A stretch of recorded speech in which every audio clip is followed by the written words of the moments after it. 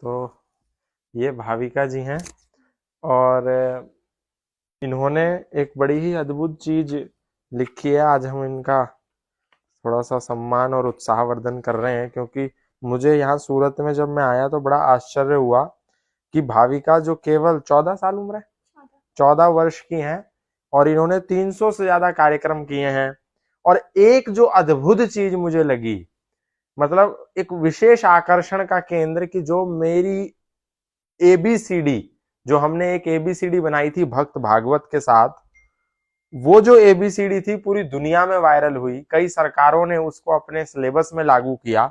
उस एबीसीडी को जन जन तक पहुंचाने के लिए इन्होंने इस पैकेट के रूप में तैयार कर दिया। A for Arjun, B for Balram, C for Chaitanya Mahaprabhu, D for Dashrath, E for Eklavya, F for feet, G से गणपति, एच से हनुमान, आई से इंद्र। मतलब भक्त भागवत जी ने जो हमारे साथ एक इंटरव्यू किया था वो एक विजुअलाइज फॉर्मेट में था, लेकिन घर घर तक कैसे पहुंचे, बच्चों को अल्फाबेट के साथ साथ पिक्चराइज करके जन जन तक इन्होंने जो पहुंचाया, ये मुझे बड़ा आकर्षक लगा। कल मेरा एक सूरत में कार्यक्रम था आरंभ, तो उस आरंभ में ये मुझसे मिलने के लिए भी आए। तो इनके पिताजी ने मुझसे कहा कि यहाँ 25 लोग आए थे, पर इन्होंने बोला कि मेरे को गौतम जी से मिलना है।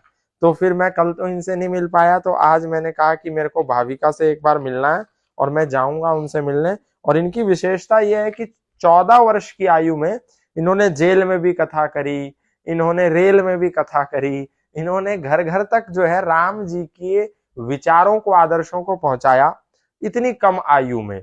किताब पुस्तकें तक लिखी इन्होंने, 3-4 पुस्तकें भी लिखी है ना। और इसके साथ साथ द्रौपदी मुर्मू जी पर इन्होंने एक पूरी की पूरी सबसे पहली पुस्तक इस पूरी दुनिया में, भारत की प्रथम महिला आदिवासी राष्ट्रपति पर यदि किसी ने लिखी तो वो भाविका जी ने लिखी।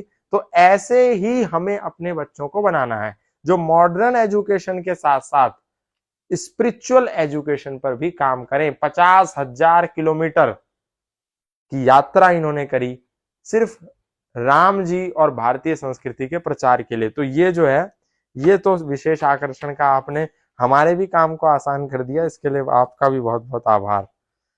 चलिए, बहुत शुभकामनाएं आपको। नमस्ते।